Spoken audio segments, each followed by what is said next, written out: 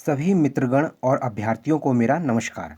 तो दोस्तों आज हम लोग बात करने वाले हैं कि जो यूपी टेट का जो विज्ञापन आया है और जितने भी नियुक्त शिक्षक हैं, चाहे वो उत्तर प्रदेश से बिलोंग करते हों, चाहे वो एमपी से हों या अन्य राज्य से बिलोंग करते हों, अगर वो यूपी टेट देना चाहते हैं और वो पहले से नियुक्त हैं शिक्षक और लेकिन उनके पास क्या है दोस्तों, टेट नहीं है, तो उन शिक्षकों को दोस्तों जो उनकी वेतन की पर्ची है या जो आप कह सकते हैं जो सैलरी स्लिप है, उसे क्या है दोस्तों अपलोड करना होगा।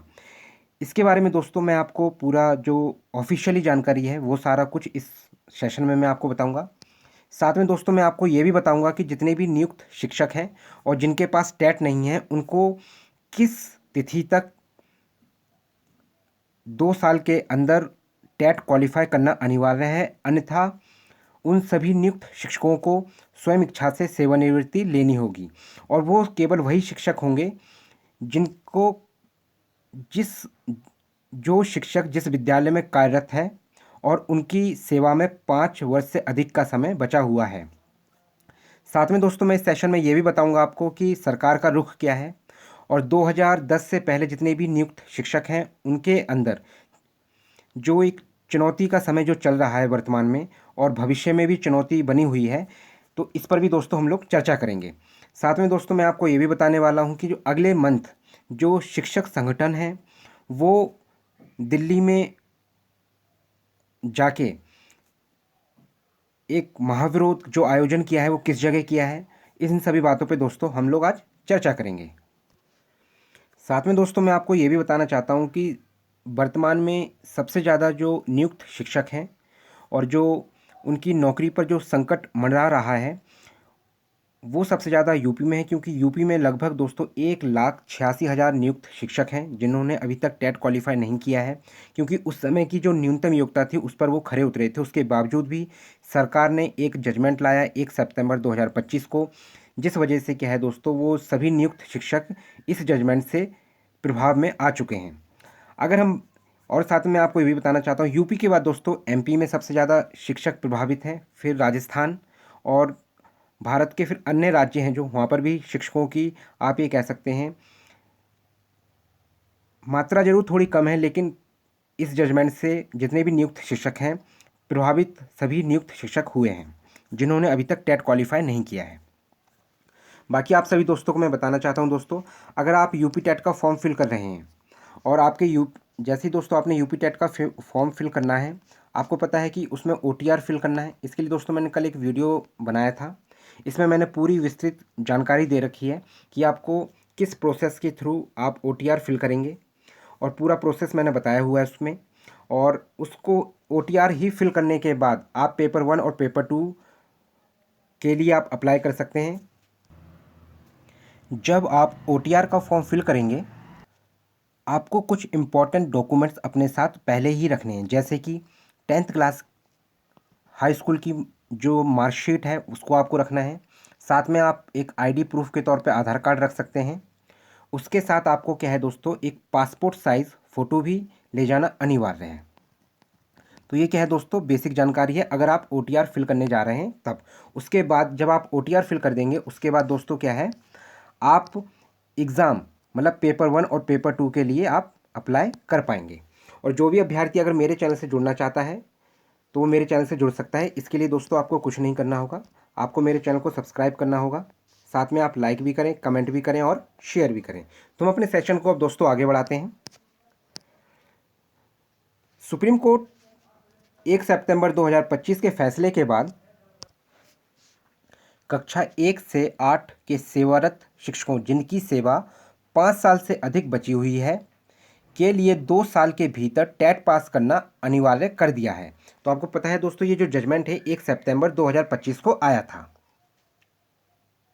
इस आदेश के विरोध में शिक्षक 4 अप्रैल को दिल्ली में महारैली करेंगे, जबकि केंद्र सरकार प्रभावित शिक्षकों का डेटा एकत्र कर रही है। मतलब क्या है दोस्तों, अभी केंद्र सरकार का जो जजमेंट जो केंद्र सरकार का जो निर्णय है स्पष्ट निर्णय नहीं आया है।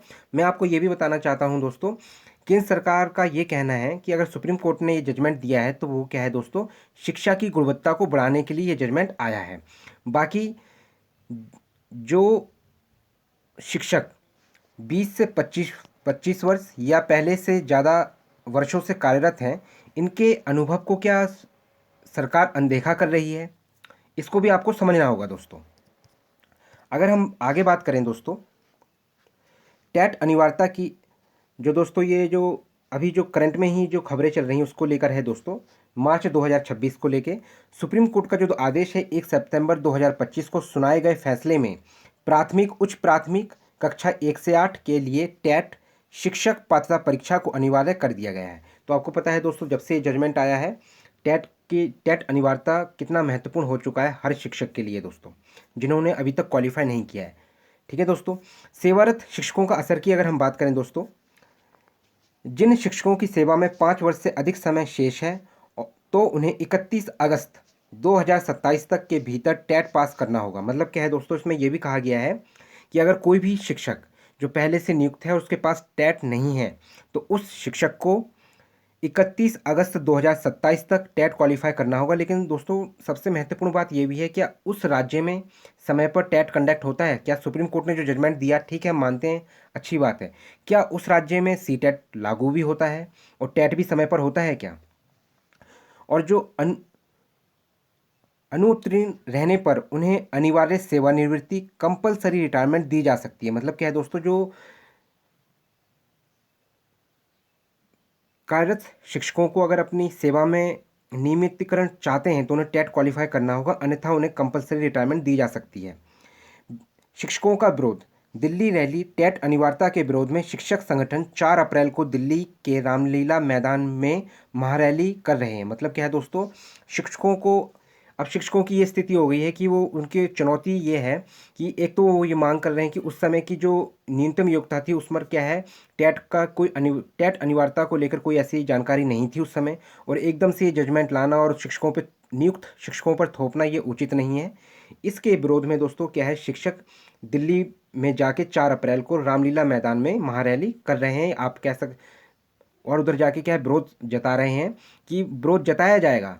क्यों जताया जा रहा है? ताकि जो ये टेट अनिवार्यता है उन शिक्षकों को इसमें राहत दी जाए, छूट दी जाए। ठीक है ना दोस्तों। इस रैली में दोस्तों भारत के हर राज्य से जो शिक्षक संघ है वो सभी इसमें सम्मिलित होंगे और सरकार से अनुरोध कर रहे हैं कि अब जो टेट अनिवार्य है, जो भी नए अभ्यर्थी आ रहे हैं उनके लिए उचित है, लेकिन जो पहले से नियुक्त शिक्षक हैं इसमें राहत दी जाए उन सभी शिक्षकों को। संसद में ये मुद्दा है दोस्तों, आपको पता है कि वरिष्ठ शिक्षकों 20 से 25 वर्ष अनुभव या उससे ज़्यादा कि जो अनुभवी शिक्षक हैं, इस अनिवार्यता से उन सभी शिक्षकों को छूट देने की मांग संसद में उठी है।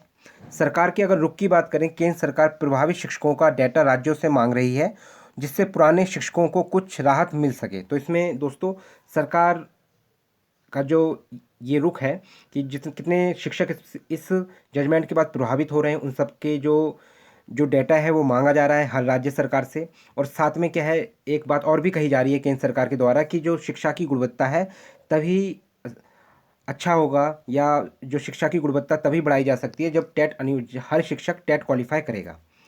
अगर पदोन्नति प्रमोशन की बात करें तो प्रमोशन के लिए भी दोस्तों टेट न केवल नियमितीकरण बल्कि पदोन्नति के लिए भी आवश्यक कर दिया गया है। मतलब क्या है दोस्तों कि अगर आपको अपनी सेवा में नियमित रूप से कार्य करना है और अगर आप चाहते हैं कि प्रमोशन भी आपको मिले तो आपको क्या है, टेट क्वालिफाई करना होगा, वो भी 2 साल के अंदर। मतलब आपको 31 अगस्त 2027 से पहले पहले आपको टेट क्वालिफाई करना होगा।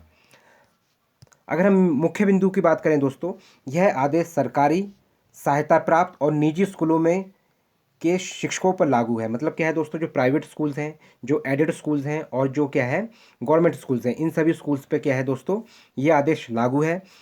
अगर हम अन्य राज्यों की बात करें जैसे यूपी है, तमिलनाडु को लेकर इसमें असमंजस और विरोध की स्थिति है दोस्तों।